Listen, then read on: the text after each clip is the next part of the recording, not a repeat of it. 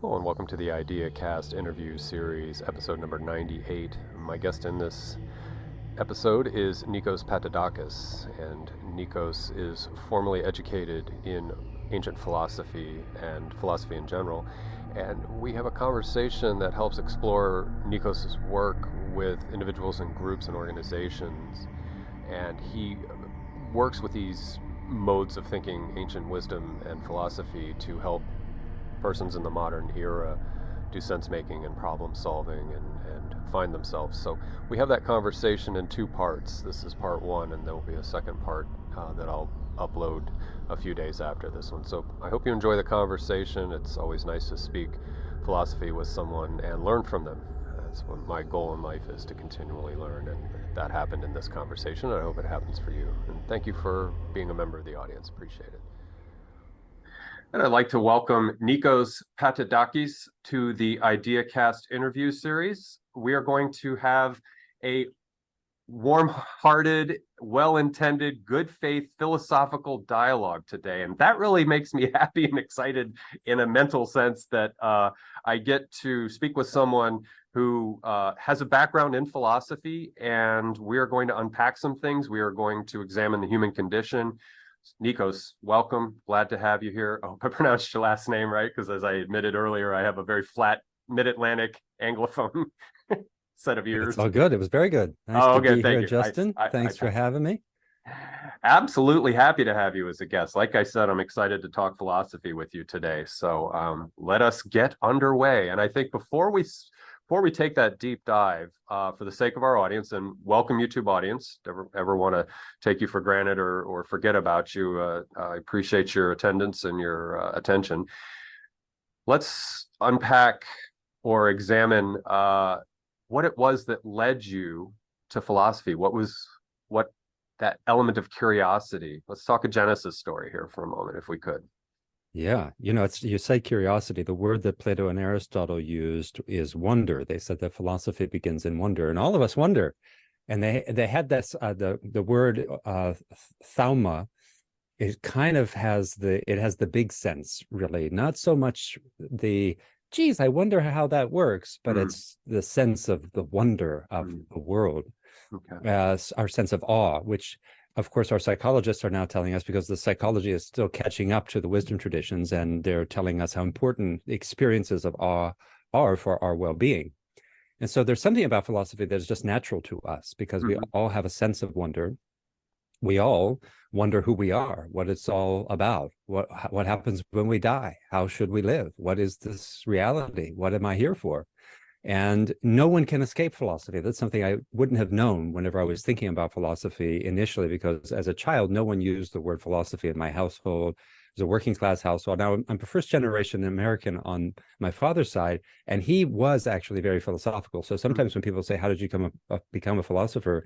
I say, well, it could be from my family lineage. But the funny thing is, I didn't know my father. I knew him as a baby only, and then as an adult after I became a philosopher. And I only found out, we never spoke about my father until I met him in my 20s, after I already had a degree in philosophy. And I found out that he was very philosophical. But that was not part of my childhood. My mother then married somebody else, and it was not, we didn't have the word philosophy even appear. So, but I do know now that philosophy is the thing that human beings can't escape, because it is how we do things. And it is, so I don't have to be a physicist, but the physicist has to be a philosopher. I don't have to run a business, but the business person has to have a philosophy of business. Also, we have philosophies of friendship, child rearing, on and on it goes, our politics. So there's everywhere. But for me, it was maybe in my family lineage, but somehow or other, it was when I arrived at university, took my first philosophy course, and then it was this big shift. And I said, you know what, I really need to do that. Created a huge problem in my family. Everybody, there was just a massive familial conniption over this. When I came back from my first, they send the kid away for college. He comes back for his first winter break and declares that he's going to be a philosopher, and everyone just lost it, because they thought this is the dumbest thing we ever heard of.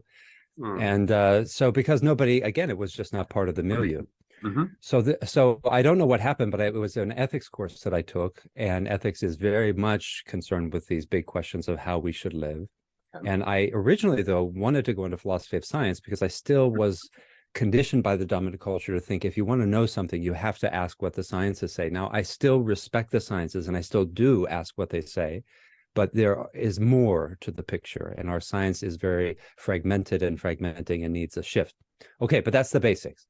That's what started me somehow, whatever you might say. It might be karma, maybe it was pre-womb. I don't know what it was. I like the idea of I have a variation on the theme of extended mind where and there's no magic involved, that what is generationally there on board could instill itself in what we naively assume is a tabula rasa. And so I'm not trying to invoke magic, but I really think there's something there that embedded in a child's, like you said, in the womb, in utero, that things are going on, and certainly from the mother's producing you, that things happen that influence how you come out. So if there are fetal alcohol syndrome's a really negative example of that. So I'm going on a tangent, but I just think that if your father was inclined to this way of thinking and this was something that was meaningful to them, certainly that could have been a possibility. And in your young life, there may have been exposure to things that led you to this sense of seeking that which is wonder and curiosity. So in my young life, the closest I could get to it were the priests, and luckily it was an Orthodox family. The Orthodox branch of Christianity has less of a reputation for abuse, and I did not that I can remember, I didn't suffer any abuse. So I was lucky that priests are interested in big questions about how you live and so on.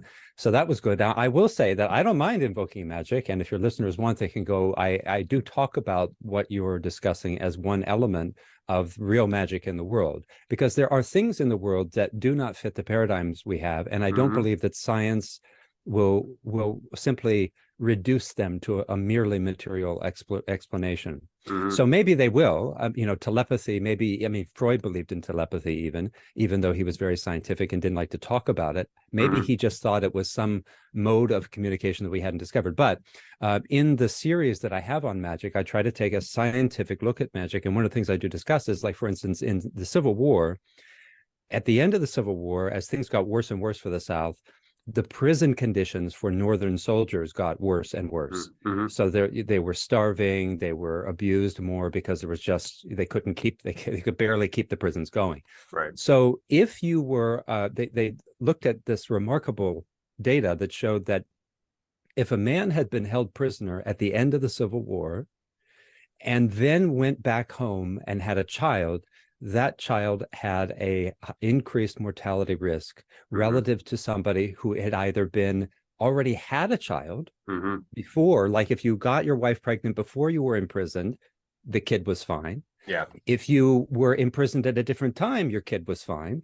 If you just went to war and weren't imprisoned, the kid was fine. It was really when you suffered this particular kind of extreme, and we of course call this epigenetic, but there's some kind of, now we're starting to look at it even as inherited trauma, that there's some kind of multi-generational, but there can also be generational vitalities, not just traumas, but beauties and wonders. So I appreciate what you're saying. I don't mind, as long as we don't have to be like woo-woo and lose our discernment and our sense of reason and thinking in order to talk about magic in a good way. But okay, maybe that'll come up later. I don't know.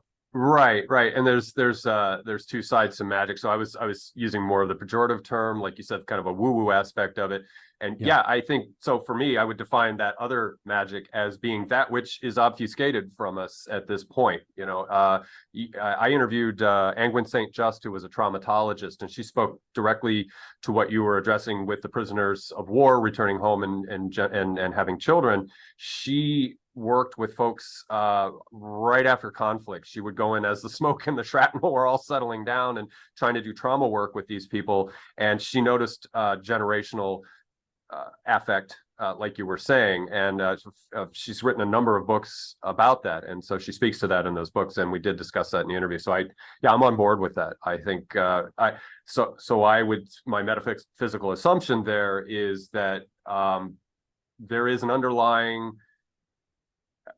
and this is where language fails, that intelligence or sentience, or however you want to call it, a cognitive process, is maybe a driver of what is. And so that again is obfuscated from us in how it manifests itself. There's a word, and not to go on, I love going on tangents.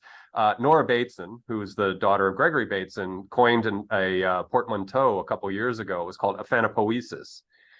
She uses it in the positive affect sense that aphanopoiesis is a sort of mysterious coalescence it's a vitality reached by mysterious means. And so the inference there is that there is so much below board, we could call it subliminal or subconscious, or just that which is in the information ecosystem, that we don't take into account when we produce a sentence or we interact with somebody or there's a phenomenological series of events.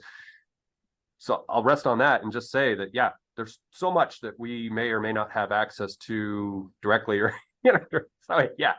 And it's important to recognize that from the standpoint, so if there's a paradigm shift where our science accounts for that, our hidden assumption is that that paradigm shift will further confirm the materialistic metaphysics that we currently embrace, or at least a good number of people in the culture embrace.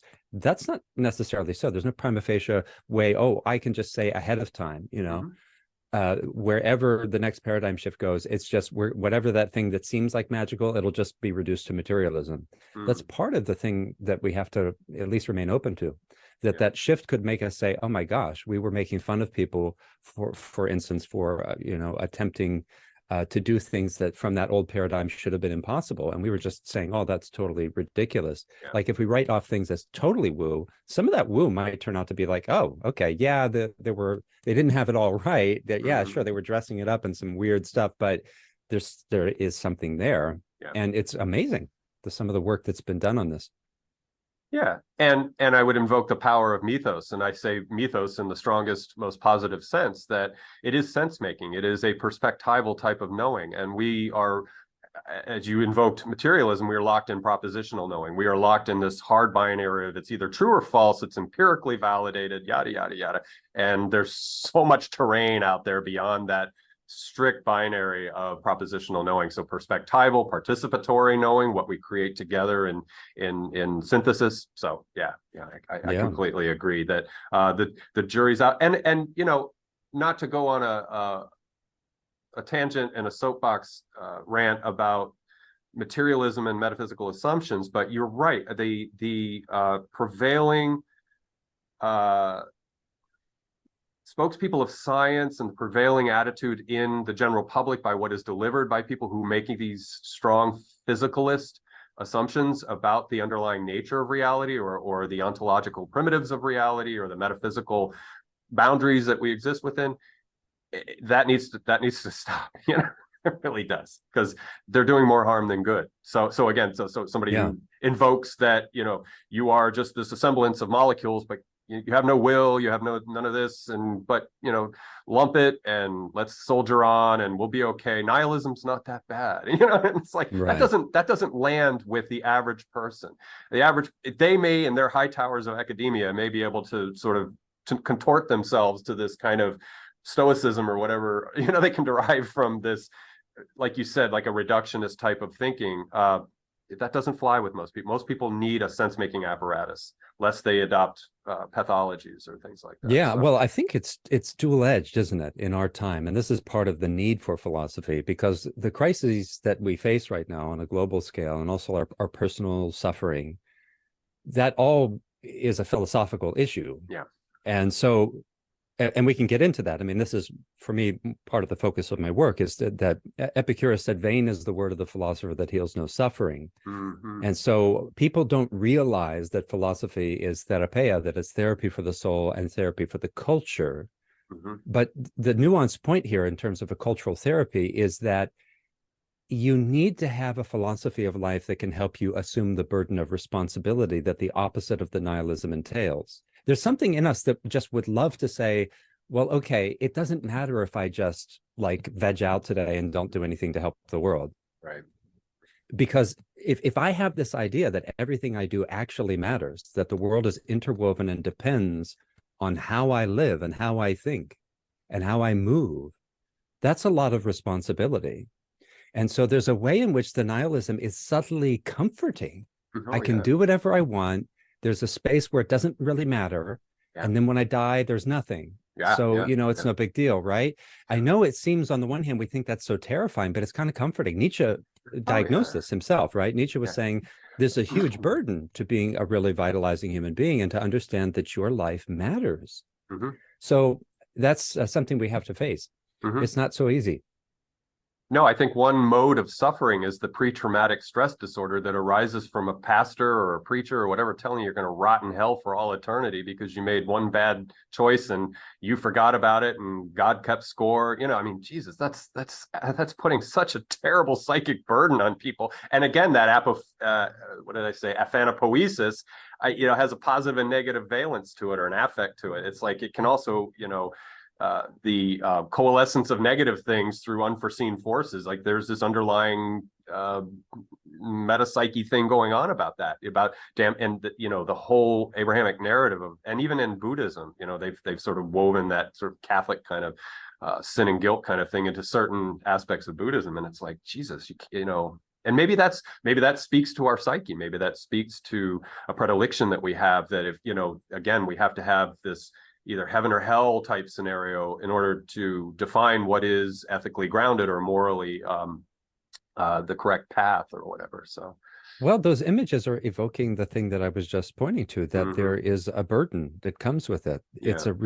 It's difficult to accept that if I indulge ignorance, then I might suffer significantly. And a lot of what's nuanced about it is that if I get on an airplane, I don't see the suffering that it causes. So that's global warming and climate collapse skeptics, we can just set them aside. I mean, I think that all of us know that if you had a big 4-car garage, you wouldn't go in there and close all the doors with one of the cars running. Well, it's only one. It's a 4-car garage. Isn't there enough space for one car to run? No, it would kill you. Nobody sucks a tailpipe, right? So we know that somehow or other there's ecological problems with burning fossil fuels, right? But when you get on the jet airplane, you don't see it. And so I think part of what those myths do is they amplify for us, the consequences of ignorance, because in a way we do make a hell for people living in Nigeria who have oil flares burning all hours of the day and who have to deal with all of this, right? It's not happening in your backyard. You just get on the plane and you're at Disneyland and it's great. So we don't easily see those things. And of course, what's nice, even if we read the Christian tradition in a healthy way, or let's say the Abrahamic tradition in a healthy way, the primary thing is our original goodness, because we were made by the divine. We have this idea of original sin, but okay, that just means really the first sin. Before that is our original goodness. So that is very important to recognize. There's this original goodness. And maybe something too that's important to see about what's with the notion of original sin is not that you and I necessarily know what we're doing and therefore we go out and commit sinful acts. Of course, some people do that, but really there's this almost deeper sense. And if you're mentioning Bateson, I think Bateson might appreciate this. There's an ecology at work. If you see a fruit and you call that fruit evil, don't simply tell the tree to stop making it, but look at the soil, right? What is it that the fruit sort of appeared spontaneously because of the causes and conditions? In other words, it's not so much that human beings, that our problem is we do evil things. It's that we make ourselves open to evil working through us. And that includes the silly act of getting on an airplane, where evil works through you, but you're not particularly a bad person. One of the hardest things to recognize is that really good people can do really bad things, sometimes without even knowing that they're doing it. That's why Jesus says, forgive them, Father, they know not what they do. Gregory Bateson would say, oh, that's absolutely it. It's an epistemological crisis. Yeah. Okay, so I think all those things are really important. Maybe we'll circle around to more of those. Yeah. But those are also incidentally key to my work. When I work with a client or an organization, this part of what we have to do is figure out, well, how can we allow wisdom, love, and beauty to live themselves through us? In the meantime, until we're Buddha, like, okay, I can't make you a Buddha. I can't wave a wand and you're enlightened. Yeah. But in the process of becoming wise, how can we open up so that wisdom, love, and beauty can think themselves through us? I'll just do a quick amendment to the allegory of original sin in the garden is that some folks would interpret that as being the fall into metacognitive capacity, into self-awareness. So there was a time in our evolutionary path that we were very instinctual creatures. And if, 800,000 years ago, before we were strong Homo sapiens, if we killed another hominid for whatever resource scarcity, I'm blurring out there, resource scarcity, it was something we did, and you just carried on. But as we came more into the metacognitive capacity that we can think about our thinking and reflect upon the past and predict the future more in a deeper sense, that I like as an interpretation of what constitutes that sin that created, is that now you're aware. Now you know that if you go and kill someone, unless you're a psychopath or you're dealing with other pathologies, that this is not a good thing. This is not a positive thing to do. So I like that to just amend what you said, that this is a burden of responsibility from that tree of knowledge. The tree of knowledge being the expansion from instinctual to someone who is capable of knowing their actions and knowing the responsibilities and how that impacts or affects others in that reverberance of what you did. So anyway, I just add that in. Well, Gregory Bateson would agree there too, and I mean, what you're saying absolutely accords with. I think it's just a further illustration. Bateson retold the story of the apple, and his point was just to focus on the fact that you have these two beings who say, "Hey, I want that apple." It's not accessible to them, so they decide to find a way to get it anyway. And what Bateson was doing was telling us the same thing that Socrates and Buddha and other philosophers agree on, which is a startling thing when you think about it. The sages and our contemporary science tell us that actually human beings are not very good at intending. Bateson, in other words, simply reads that no fancy terms. The story is human conscious purpose. That's all the tree of knowledge is. Sure, we can use a fancy word like metacognitive awareness. He's just saying, no, human conscious purpose disconnected from the ecologies. It doesn't matter whether the oil has its own purpose in the world. I want it, I'm going to go get it. And he's saying that doesn't work. You can't operate a culture or even a life on the basis of human conscious purpose. Now, we would say, now, what are you talking about? Conscious purpose is what we're supposed to have a conscious purpose. We're supposed to set goals. We're supposed to pursue them. And Bateson is saying, yeah, if you do that, the way that we currently think, you will cause problems for yourself and other beings. So conscious human purpose is the problem. Socrates is saying the same thing because he saw this everywhere, that people thought they knew what they were doing. And they could even point to their success. They could say, of course I know what I'm doing, Socrates. Look how successful I am. And he would say, well, then why is the culture falling apart? So if Buddha or Socrates or Gregory Bateson were alive today, they would say, you keep making a bigger mess. Why? You keep pursuing conscious human purpose. You have to find some other way. And the wisdom traditions teach us how to recover our capacity to intend. It's a very crazy thing to suggest, but that's our problem. Yeah. And I think that does speak to the burden of metaconsciousness or metacognition, is there are choices now. There is a set of values that have to be discerned, and long-term thinking and short-term thinking. And short-term is more instinctual, whereas long-term is more the humanity, the true, the good, and the beautiful has to be. But look at the word.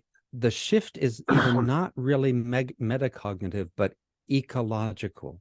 That's why Bateson emphasized that the ecology of mind, because even if I say, well, I have metacognitive awareness of what I'm doing, part of his point was, yes, but your conscious awareness, whether you call it metacognitive or not, it cannot hold the whole system in its workspace. Right.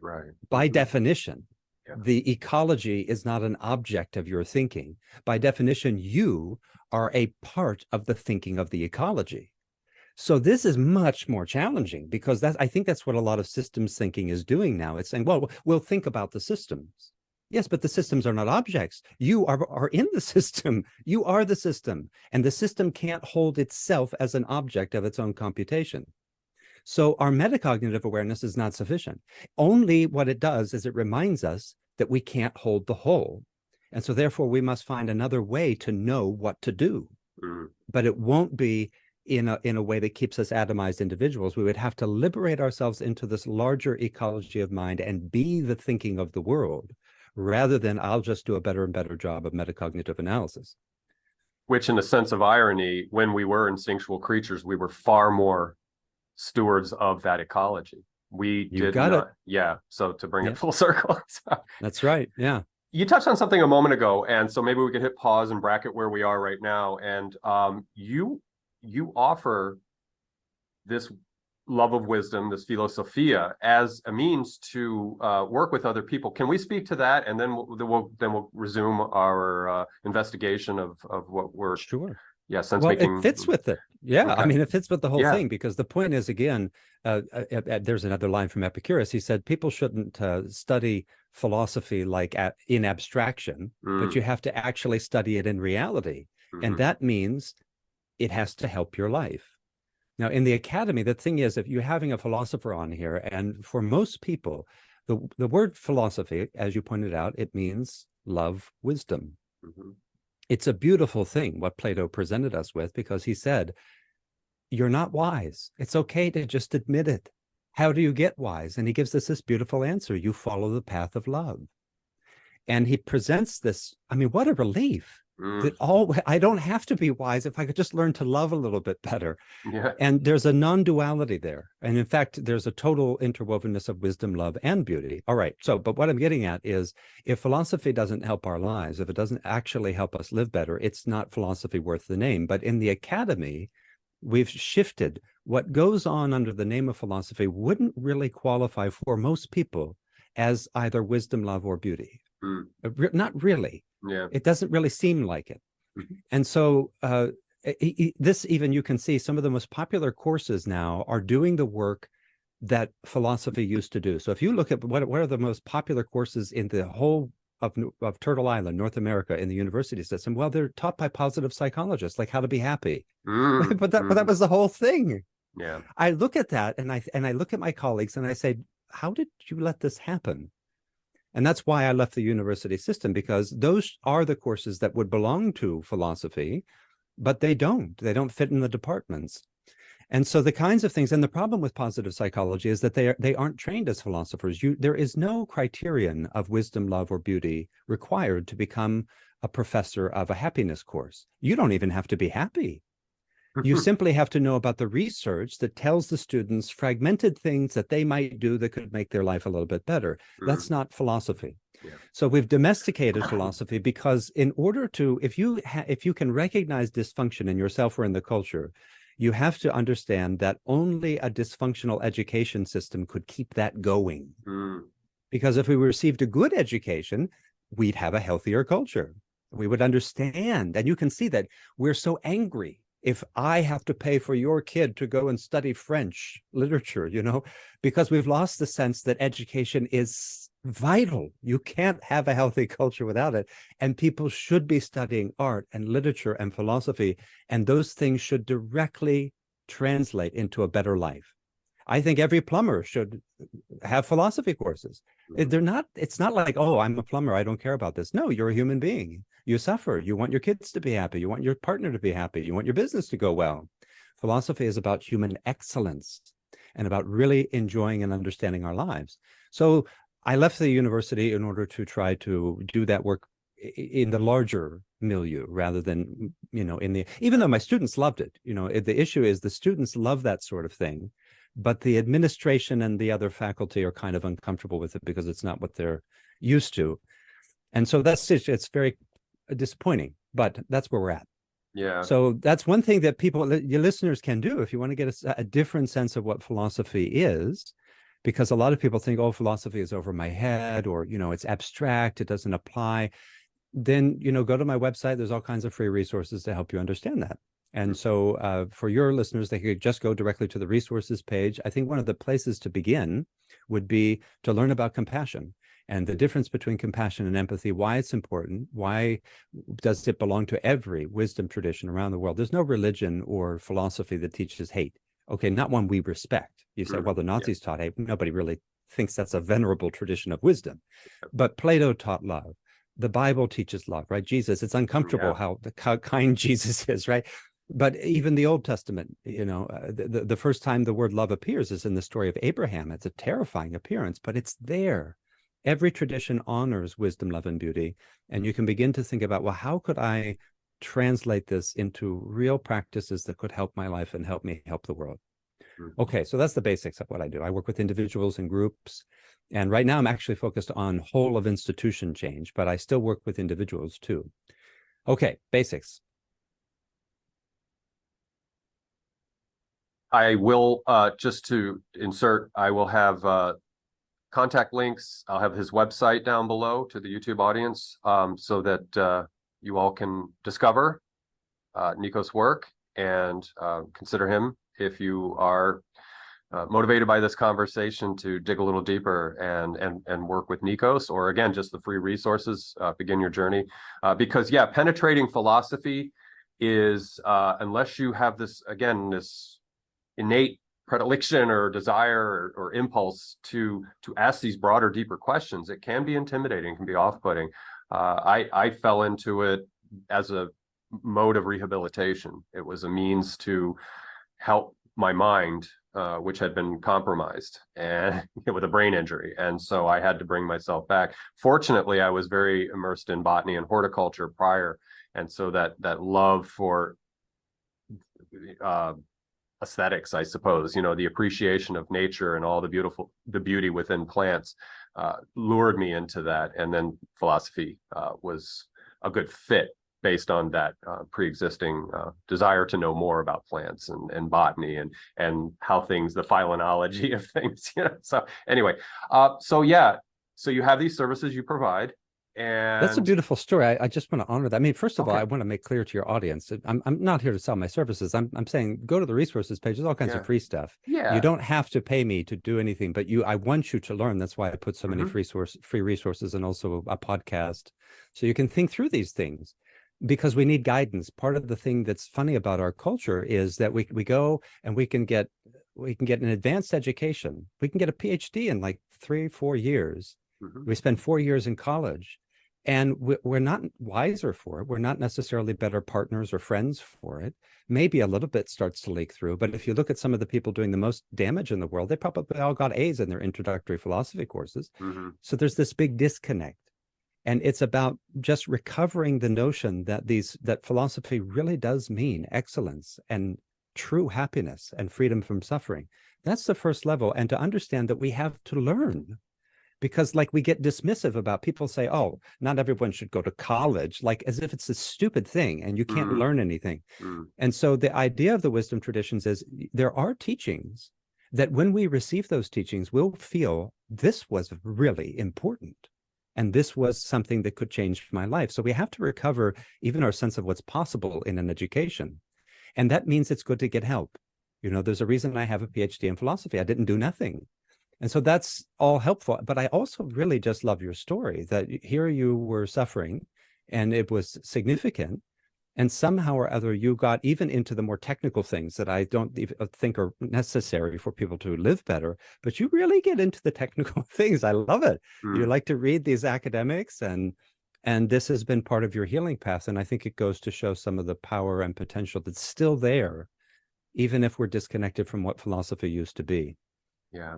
And to the audience, I would say that the drive or the impulse that I mentioned a moment ago was sense making, it's meaning making, it's purpose discovery. Those were my selfish motives on top of the health crisis. So to the audience, if you are in a space or a mindset right now where sense making, there's good sense making and there's not so good sense making. And so a good faith sense making, again, grounded in what Nikos speaks about. I call it the true, the good, and the beautiful, and more strict. And you say the same thing, but you maybe a couple different words. Wisdom, love, and beauty. Wisdom, love, and beauty. So yeah, wisdom, love, and beauty. And that's like the Beatles said, love is all you need. Well, wisdom, truth, and beauty, or love and beauty, those are grounding elements, and they can anchor you. I love the etymology of words, and I say this in half my podcast, but it's humility or humiliation is a grounding exercise. Humless the earth. You're grounding yourself in. That kind of humility is a strength. It gives you clarity and some sense of being able to then move yourself forward. It is a means of that motility, or however you want to phrase that, to move forward intellectually and emotionally. Yeah. It's encoded in the name of our species, because that same humility is Homo sapiens. And what's the sapiens part? That's Sophia. Sapienza is her Latin name. So we are supposed to be the beings, the wisdom of the earth. Homo sapienza, the humble wisdom of the earth, because it's humility, Homo sapiens, humus. You're right. They're all related. And also, I would point out, because you're interested in sense making, that the idea of wisdom, love, and beauty, you're right, that traditionally, I don't know how this happened, because this is a tricky thing, but people, the catchphrase began to be the good, the beautiful, the true. Mm-hmm. Wisdom is not false, but wisdom is more valuable than truth, because truth could be cheap. It's true that 2 + 2 is 4. I've got nothing from that to live my life. So the true, I think, started to become part of the catchphrase, because the physicist is supposed to tell us what's true, but there's no wisdom there. Yeah. And recovering wisdom is important, because we need wisdom to live our lives, and it's never going to be a lie. Yeah. The good, that's nice, but love reminds us that one of the most important well, first of all, love reminds us that the good is relational. It reminds us that it transcends the self, and love and compassion go together as essential to the good. Beauty is beauty. But here's the thing, that in terms of sense making, the reason why I always put them in this order, wisdom, love, and beauty, they sound right, but it is also the structure of experience is reflected in those three. We think that you're referring to wisdom, but it's actually the structure of experience. And what do I mean by that? Everything that we do, we have 3 parts to the experience that are totally interwoven. We can't escape them. There's what we're doing, there's why we're doing it, and there's how. Mm-hmm.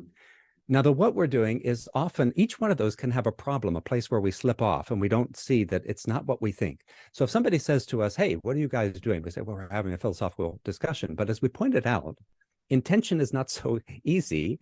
And so what you're doing can be changed based on larger conditions. So for what we are doing, for instance, is also burning fossil fuels. We can't have a Zoom call except with electricity. This has to be put on servers for YouTube to store it. It's just part of what we're doing. So part of what we're doing is degrading ecologies. And so an honest answer would be, well, we're having a discussion, we're degrading ecologies, and it might be also, and I'm thinking about what I'm going to have for dinner, like we get distracted. So I'm supposed to be washing the dishes, but I'm thinking about what I'm going to do next weekend with my friends, right? So what we're doing starts to fall apart. That dimension in the philosophical traditions is our lifestyle, our livelihood, and our general ethical commitments. And in the Buddhist traditions, you can see this because Buddha used this, right? When he lays out the structure of experience, he lays it out in 8 parts, but it's really, the initial level is 3 parts. So under the love is what he called right speech, action, and livelihood. And it's what you're doing at any given moment. What are you actually doing? That's the love part. Now, the why is the wisdom part. In Buddha's analysis, that is the view and the intention. You can't perform an action except for some reason. And philosophers across traditions agree that the best intentions you can have are the ones that are rooted in real wisdom. So Kant even says this. He says, look, there is nothing in this world, or even beyond it, that is good without exception, other than a good will. That is a good intention. And he says only God has it. For the rest of us, we have to do the work so that why we're doing what we're doing accords with wisdom. Then finally, the beauty dimension is how. It's the quality of your being. So when you're talking about sense making, you make an experience on the basis of how you are experiencing, in terms of, for instance, whether that experience is your mind right now tending towards stability, clarity, spaciousness, openness. Are you open-minded to what you're hearing? Or is your mind tending toward reactivity, distraction? What did he say? Should I go back? Oh, I'm thinking about something else. Those are all the quality. And so the mind of beauty in the Buddhist tradition, for instance, is cultivated in meditation. That's why meditation is unavoidable, because if we understand that wisdom, love, and beauty refers to the structure of experience, we know that every moment of experience is a moment of meditation that's either going well or not so well. If we have more clarity, stability, openness, spaciousness, responsiveness, that's a good meditation. If we don't, it's not so good. So that's another reason. And for your perspective on sense making, I think that's a nice way to think of it, that wisdom, love, and beauty are part of the activity of sense making. And philosophical training is about teaching us how to allow that sense making to happen in accord with wisdom, love, and beauty, so that the sense making is wonderful and helpful to you and to the world. And thank you for that. I think that speaks to the variations of sense making that could go on. So in other words, lensing sense making through I don't want to be judgmental, but like a pathology or something that's, narcissism or something like that, you're going to sense make in a negative affect sense. I'm sorry to use psychological terms, but it's my language that I can produce right now. Grant me a little charity on that.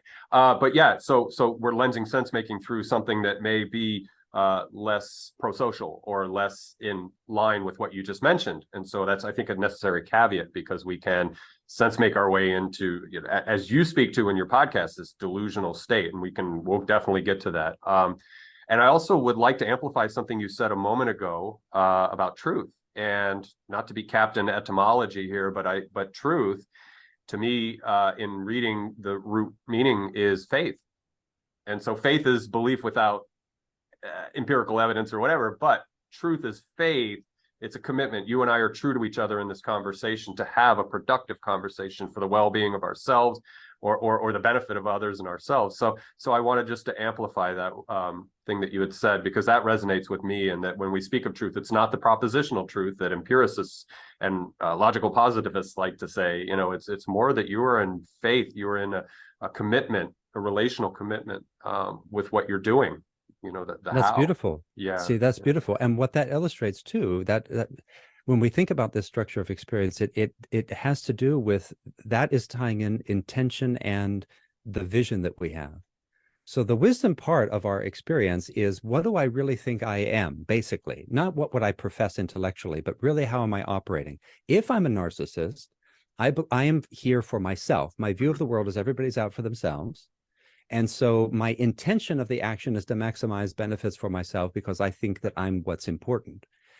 But if you have a view that we're relational beings and that we have to have a commitment, a fidelity to each other, that trust, that faith, that's a different intention. And it's also a different view of what we are altogether. And those things go so much together. And you can see different philosophical traditions present different cosmological visions. What is this whole mystery, so that you could begin to learn to attune yourself with it in your moment-to-moment activity? It's a profound thing. Yeah. And that's part of our problem. If we really do think that the world is a bunch of matter that doesn't matter, and that we don't matter, I'm too small to affect the whole. If that's my vision, then I won't try to help the world. I'll think, well, it's all going to hell. I've got to get mine because everybody else is getting theirs. Yeah. That's a vision. So we have an unhelpful vision of ourselves and the world. And love wisdom, the wisdom traditions try to give us vitalizing visions of what's possible for human beings.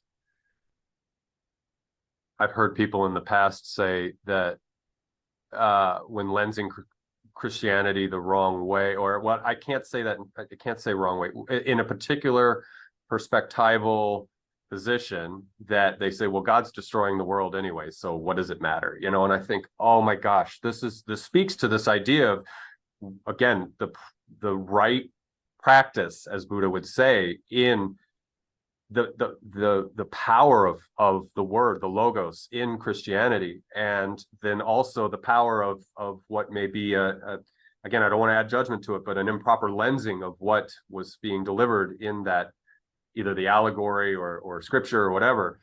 And when they say that, I'm just like, oh, that's just as bad as the scientism, the Lord of scientism saying, you're just a semblance of molecule, you're very atomistic, you're just, it's all Darwinian, and, but, soldier on, and consume while you're alive, because you'll be dead, and there's nothing after that. So, we have landmines out there, in Yeah. our yeah. Yeah. Anyway, I try not to say things in judgment, because it is just learning. Mm. It's adapting to what I would consider the lure to the wise, the love, and the beauty, and the wisdom, and the true, and the good, and the beautiful. These are fumblings that we make, and I'm of a mindset, and I'd like to get your opinion on this. I'm in the mindset that whatever it is that's unfolding, with as us being that part of that unfoldment, that it is spontaneity, but is there an unknown variable there in the spontaneity?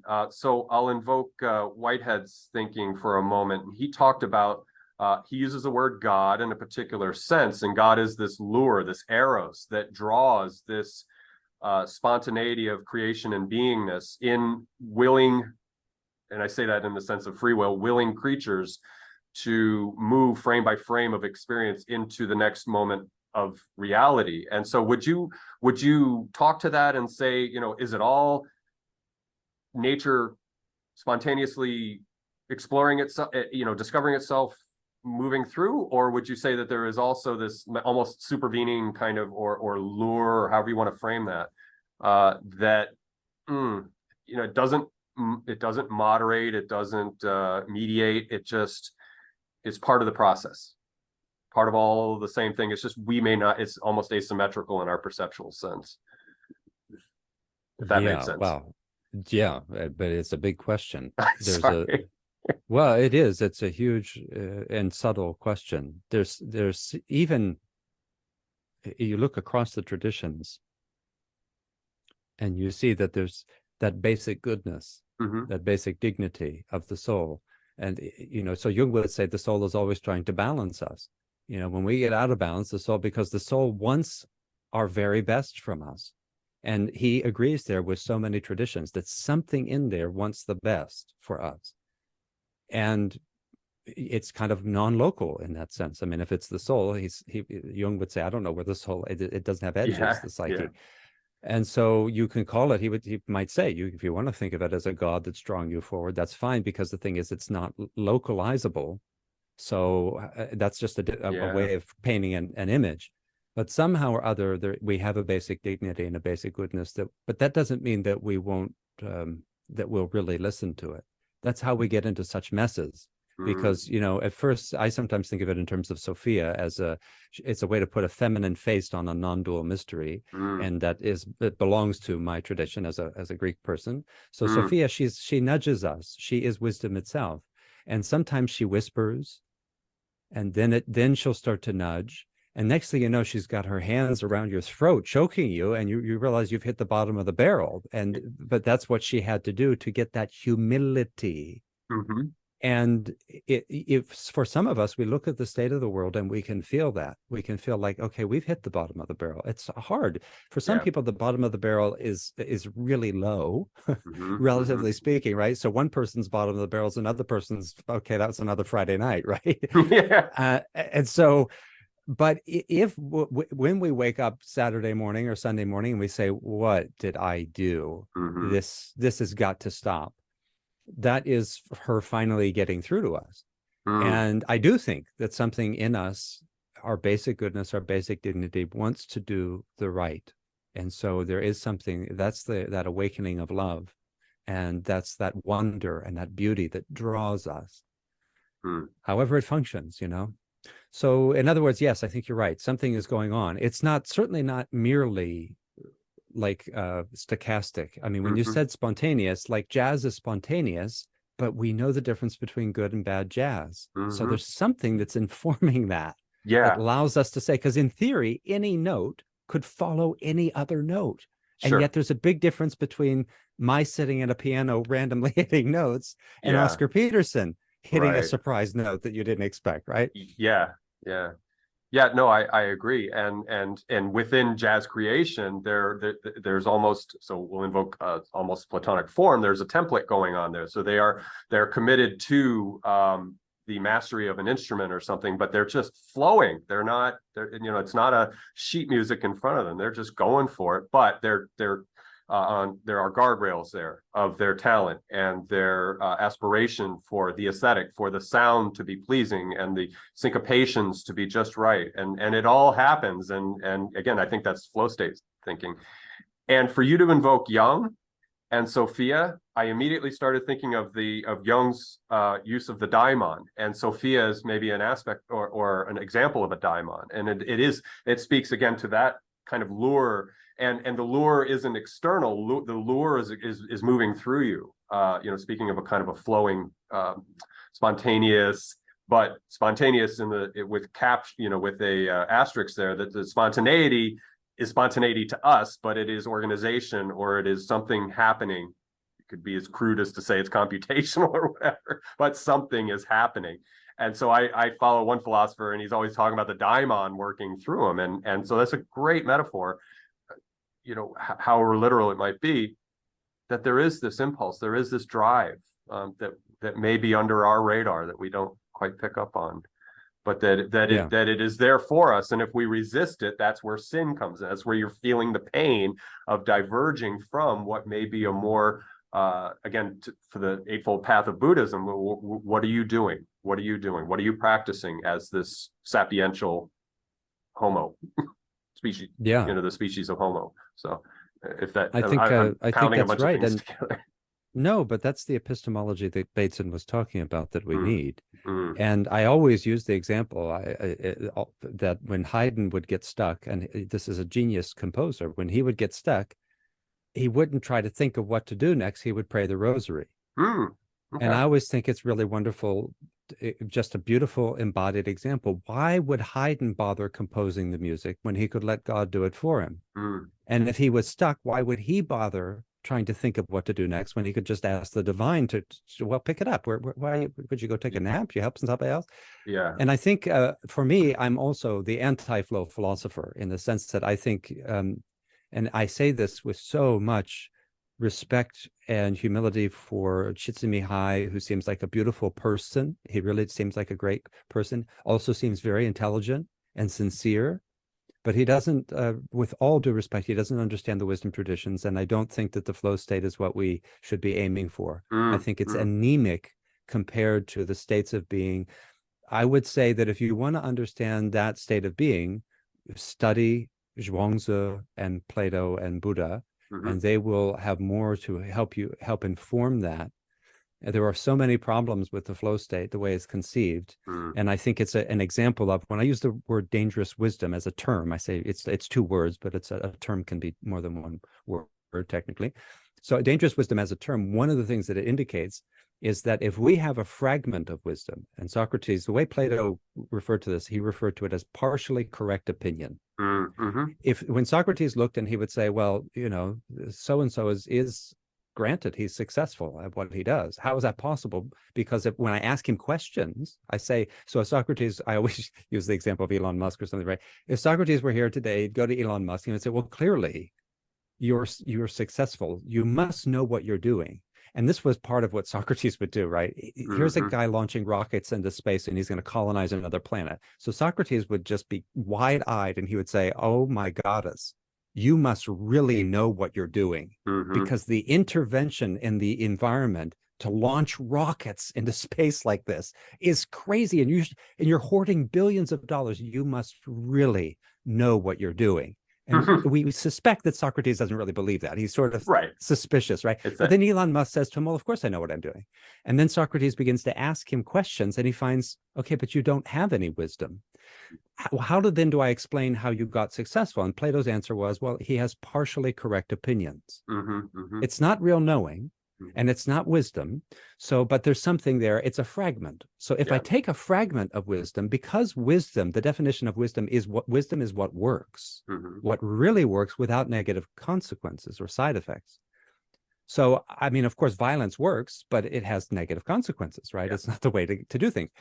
So wisdom is what works without the negative consequences. But if you have a fragment of that wisdom, because it's so powerful, it's like having a little fragment of, plutonium, and you can actually do something with it, or, a fragment of a neutron star. It's glowing and it's, whoa, look at me. Yeah. And so flow is an example of a fragment. It reflects what the wisdom traditions were teaching, but it is not the thing. And therefore, what it does is it causes problems. It has negative side effects.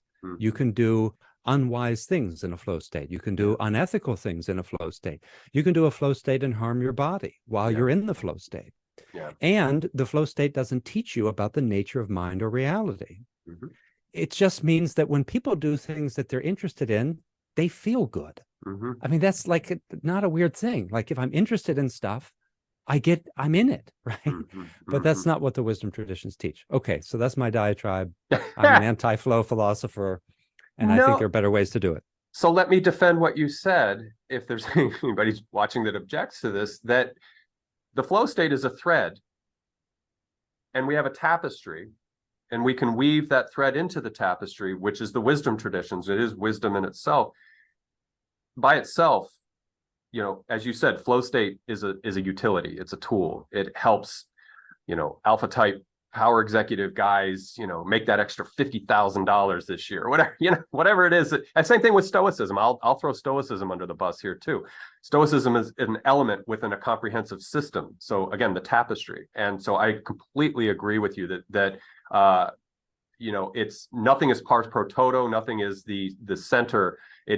As we will unfold in what will likely be a part 2 of our conversation, that there is, again, Buddhism interconnectedness. There's the internet, however you want to, whatever image you want to generate.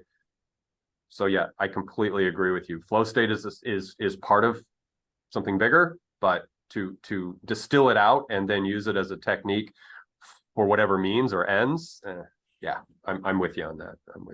And it gets weakened because then it ends up being not the same. It would be one thing if somebody had a toolbox and I went in and I stole the hammer and I left the saw and I left the screwdrivers and they couldn't use any of those, but the hammer still was great. But it turns out that when you go to, since the wisdom traditions aren't a toolbox, you go in and you grab what you think is the hammer. By the time you start pounding, you realize you've got a piece of spaghetti. Or, okay, it's not that bad, but it's not the hammer that you had before. It's not what you thought. And that's part of the problem with the flow state, is that you're cheating yourself for what you could experience and the level of excellence that you can reach. And some philosophers are so overt about that. Zhuangzi, again, is really, he's like the locus classicus for the real state that we're looking for, which he referred to as Wu Wei, which also Lao Tzu referred to. So Wu is the Chinese character for no or non or not, and Wei is doing. And so the real thing we're looking for is non-doing. And what Lao Tzu said is, by means, when you do things, you will always leave things undone. So that's his way of saying there's always going to be a negative consequence for doing. But by means of non-doing, we accomplish everything and leave nothing undone. Wu Wei Wu Pu Wei is his way. What is the line from Lao Tzu? And in the flow state, it is actually, it's an activity that is still a doing activity. And how do you shift your consciousness into what Zhuangzi, Lao Tzu, Plato, many philosophers, Nietzsche, I mean, they've all touched this and talked about how important it is. And we need then a holistic philosophy and holistic practices that let us touch that wonder. It is wonder. That's when the thing really comes through you. You wouldn't trade it for a flow state. There's no way.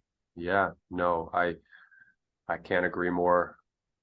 Nikos, I can't believe we've been talking for an hour. It just, not to go, we've just been disparaging flow state, but guess what? We've managed to get this hour by so quickly. So what I would suggest now is that we will do a part 2, and to the YouTube audience, I will upload this conversation, and then we'll give it a week for your ability to being able to watch it, to take in the information, digest it, and then next week I will onboard part 2. So if that sounds good to you, Nikos, we will get back everybody. Together. Yeah, thank you guys about so all much. That. Send in some questions. You can send them to me or to Justin if you have questions. In fact, well, so trick of production.